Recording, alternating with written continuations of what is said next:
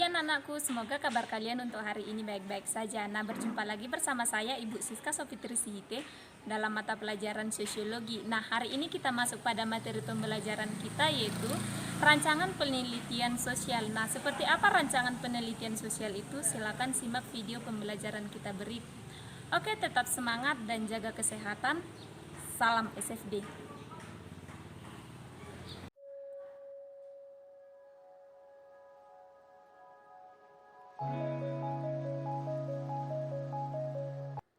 Oke anak-anakku, baik, sekarang kita masuk pada materi pembelajaran kita. Nah, hari ini kita masuk pada rancangan penelitian sosial. Namun sebelum kita masuk pada materi, yang pertama kita harus tahu dulu tujuan pembelajaran kita. Nah, adapun tujuan pembelajaran kita di sini yang pertama itu siswa dapat mendeskripsikan proses berpikir dan penelitian. Yang kedua, dapat menyusun rancangan penelitian. Kemudian kita masuk pada materi pembelajaran kita. Yang pertama itu adalah rancangan penelitian sosial. Nah, sebelum kita memasuki lebih dalam lagi materi pembelajaran kita terlebih dahulu tahu seperti apa rancangan penelitian sosial itu. Nah, yang kita bahas yang pertama itu adalah proses berpikir dan penelitian. Yang kedua, rancangan penelitian. Nah, dalam proses berpikir itu terdapat proses berpikir, yang kedua itu ada penelitian, dan yang ketiga itu dia masuk pada prosedur penelitian, dan yang terakhir adalah jenis-jenis penelitian. Oke, mari kita bahas satu persatu. Yang pertama adalah proses berpikir, penalaran, dan penelitian. Nah, sebelum kita memasuki lebih lanjut, yang pertama kita harus tahu apa itu penalaran. Nah, penalaran adalah suatu proses berpikir untuk memperoleh kesimpulan yang logis berdasarkan fakta yang relevan. Nah, dari pengertian penalaran tersebut, maka hal ini disebabkan oleh dua hal. Yang pertama itu, manusia mempunyai bahasa yang mampu mengkomunikasikan informasi. Dan yang kedua, manusia memiliki kemampuan berpikir menurut suatu alur atau kerangka berpikir. Nah, hal ini bahwa hasrat ingin tahu dibawa manusia sejak kecil. Hasrat inilah yang menjadi dasar seseorang untuk meneliti. Nah, begitulah sebaliknya dengan penalaran. Kemudian kita masuk pada ciri-ciri penalaran. Nah, ciri-ciri penalaran itu ada dua bagian. Yang pertama logis, dan yang kedua analitis. Nah, yang pertama kita bahas adalah yang logis, yaitu sesuai dengan logika. Nah, dikatakan bahwa ilmu pengetahuan dan kecakapan untuk berpikir lurus dan tepat. Dalam logika, berbagai hal timbang secara objektif berdasarkan data atau analisis secara pasti. Kemudian yang kedua analitis.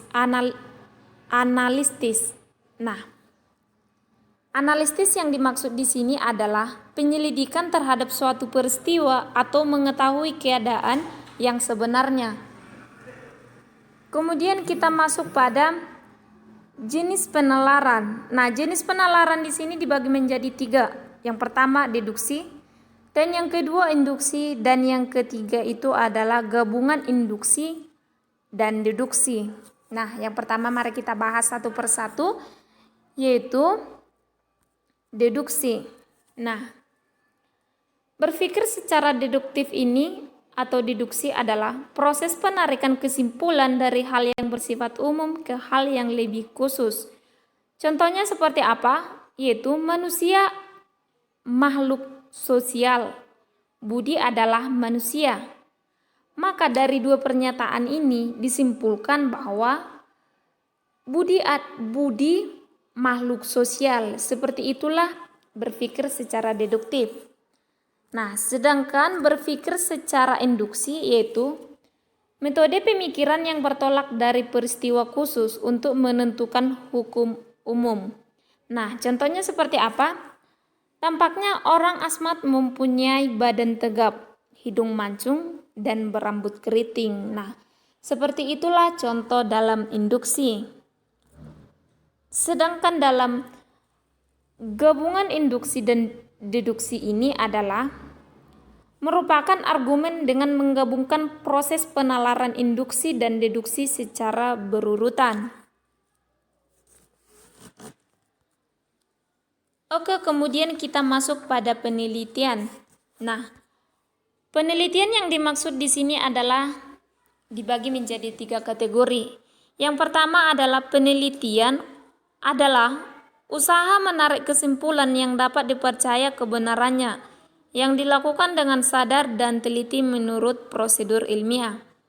Sedangkan pengertian penelitian yang kedua adalah aktivitas ilmiah yang menggunakan metode ilmiah logis dan sistematis untuk menguji satu atau beberapa hipotesis terhadap satu masalah melalui pengumpulan data. Dan yang ketiga, pengertian penelitian adalah suatu proses atau rangkaian langkah yang dilakukan secara terencana dan sistematis untuk mendapatkan pemecahan masalah. Kemudian kita masuk pada 3 syarat penelitian. Nah, yang pertama itu adalah sistematis, yaitu dilaksanakan menurut pola tertentu dari yang sederhana sampai yang kompleks agar tujuannya secara efektif dan efisien. Yang kedua, terencana. Nah, seperti apa itu? Yaitu dilaksanakan secara sengaja dan langkah-langkah pelaksanaannya sudah dipikirkan sebelumnya. Nah, di sini bahwa sudah dilakukan tahap-tahapnya supaya tinggal masuk dalam lapangan. Kemudian yang ketiga adalah mengikuti prosedur ilmiah. Nah, seperti apa itu? Di sini bahwa mulai dari awal sampai akhir kegiatan penelitian dilakukan menurut cara yang sudah ditentukan tadi, yaitu prinsip memperoleh ilmu pengetahuan supaya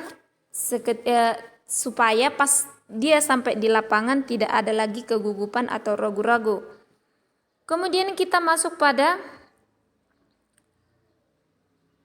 sikap seorang peneliti. Nah, bagaimana sikap seorang peneliti? Nah, ini yang perlu dalam penelitian. Yang pertama itu adalah kita harus objektif. Nah, objektif yang dimaksud di sini adalah seorang peneliti harus dapat memisahkan perasaan pribadi dan fakta untuk menghasilkan yang lebih baik. Seorang peneliti harus bekerja sesuai dengan data yang diperoleh di lapangan dan tidak memasukkan perasaan pribadi atau yang bersifat subjektif. Nah, di sini dia harus secara spontan dia harus fokus pada penelitian yang dilakukan di lapangan. Kemudian ada kompeten. Nah, di sini bahwa seorang peneliti yang baik memiliki kemampuan untuk melakukan penelitian dengan menggunakan metode dan teknik yang dilakukan oleh peneliti di lapangan. Nah, di sini terlebihnya dia sudah mencari metode apa yang dilakukan di lapangan itu supaya cocok. Kemudian di sini ada yang ketiga, yaitu faktual. Nah, seperti apa yang faktual ini? Bahwa seorang peneliti di sini harus bekerja berdasarkan fakta yang diperoleh di lapangan tadi. Seperti itulah sikap seorang peneliti. Kemudian kita masuk pada tahap penelitian. Nah, dalam tahap penelitian ini ada 3. Yang pertama itu pembuatan rancangan, yang kedua pelaksanaan penelitian, dan yang ketiga adalah pembuatan laporan penelitian. Nah, yang pertama itu pembuatan rancangan. Nah, dalam penyusunan rancangan penelitian ini, langkah-langkah yang harus kita tahu dalam rancangan penelitian adalah yang pertama, menentukan masalah yang akan diteliti terlebih dahulu. Dan yang kedua, masuk kita pada studi pendahuluan. Nah, dalam studi pendahuluan ini dilakukan untuk mencari informasi yang diperoleh peneliti agar masalahnya jelas serta kemungkinan diteruskan atau tidaknya suatu penelitian itu. Seperti itulah dalam studi pendahuluan. Kemudian yang ketiga, merumuskan masalah. Nah, dalam merumuskan masalah ini peneliti harus informasi yang didapat harus jelas-jelas dan juga sarana apa yang digunakan. Seperti itulah dalam rumusan masalah. Kemudian yang keempat, merumuskan anggapan dasar. Nah, anggapan dasar ini adalah peneliti berfungsi sebagai tempat berpijak dalam melaksanakan penelitiannya. Contohnya, dalam penelitian itu adalah tentang peran orang tua terhadap pilihan profesi anak SMA. Nah, di sini bahwa dalam penelitian itu anggapan dasar yang dirumuskan adalah hubungan antara anak dengan orang tua itu cukup erat. Nah, seperti itulah anggapan dasar dalam merumuskan penelitian. Kemudian memilih pendekatan. Nah, dalam pendekatan ini wajib ada. Nah, pendekatan itu dibagi menjadi dua. Yang pertama itu ada pendekatan kuantitatif dan ada pendekatan kualitatif. Yaitu kuantitatif dengan data yang hendak dikumpulkan atau data berbentuk angka, sedangkan kualitatif yaitu data yang disajikan dalam bentuk kata ataupun kalimat. Nah, kemudian dalam pelaksanaan penelitian ini terdiri dari yang pertama itu menentukan dan menyusun instrumen. Nah, contohnya apabila kita melakukan penelitian, nah metode bercerita ataupun dengan menggunakan buku ataupun gambar dan juga data-data lainnya. Nah, kemudian mengumpulkan data. Mengumpulkan data yang dimaksud di sini adalah membutuhkan ketelitian dan ketekunan. Apabila data yang kita dapatkan salah atau tidak sesuai, hasilnya pun akan salah, tidak memenuhi persyaratan data yang benar. Akibatnya terjadilah pengulangan pengumpulan data atau kembali kita ke lapangan. Kemudian analisis data. Nah, analisis data adalah yaitu ketekunan dan pengertian terhadap jenis data yang digunakan untuk mudah kita pertanggungjawabkan. Kemudian di sini yang keempatnya menarik kesimpulan. Nah, menarik kesimpulan di sini adalah hal yang terakhir yang kita dapat sajikan nanti. Nah, dalam kegiatan penelitian ini, disinilah selesai dan tinggal mencocokkan dengan hipotesis yang telah dirumuskan. Jika hasil penelitian kita sesuai dengan hipotesis, berarti penelitian kita pas. Dan sebaliknya juga seperti itu. Jika hasil penelitian kita tidak sesuai dengan hipotesis, maka penelitian kita salah atau gagal. Nah, itulah kembali kita ke lapangan. Kemudian pembuatan laporan penelitian atau penyusunan laporan. Nah, dalam penyusunan laporan ini terdapat beberapa hal yang perlu kita ketahui.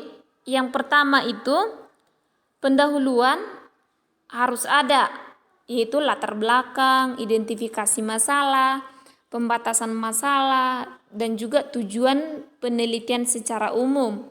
Dan yang kedua dalam penyusunan laporan ini adanya penyusunan kerangka. Nah, disinilah terjadinya pembahasan penelitian ataupun rumusan hipotesis. Nah, kemudian yang ketiga menggunakan metodologi penelitian. Nah, metodologi yang digunakan yaitu adanya tujuan penelitian. Yang kedua, tempat dan waktu penelitian harus tepat. Dan yang ketiga itu metode penelitian. Dan juga jenis penelitian yang digunakan. Kemudian dari penyusunan laporan ini masuk kita ke hasil penelitian. Nah, disinilah disimpulkan bahwa variabel yang diteliti dan teknik yang digunakan dan juga kesimpulan analisis data dan juga kesimpulan pengujian hipotesis. Nah, disinilah disimpulkan di dalam hasil penelitian. Kemudian kita masuk yang kelima itu kesimpulan dan saran. Nah, seperti apa kesimpulan dan saran itu? Disinilah dibuat kesimpulan dari semua penelitian yang kita temui di lapangan dari penyusunan kesimpulan dan saran tadi, seperti apa kita membuat saran itu? Nah, saran itu sangat perlu untuk sebuah penelitian. Nah, baik itu bersifat positif ataupun memberikan hal-hal yang lebih baik lagi untuk tempat penelitian kita. Nah, kemudian ada laporan penelitian dapat pula ditambahi dengan daftar pustaka ataupun lampiran. Nah, lampiran itu atau daftar pustaka itu dari mana kita dapat? Dari buku-buku ataupun informasi-informasi lain yang bisa kita percayai. Seperti itulah laporan penelitian dalam bentuk daftar pustaka. Oke, seperti itulah penyusunan laporan penelitian. Oke, sekian pertemuan kita untuk hari ini. Minggu depan akan kita lanjut kembali. Nah, jangan lupa tugasnya dikerjakan dan dikumpul dengan tepat waktu. Oke, tetap jaga kesehatan. Jangan lupa tetap semangat dan salam SFD.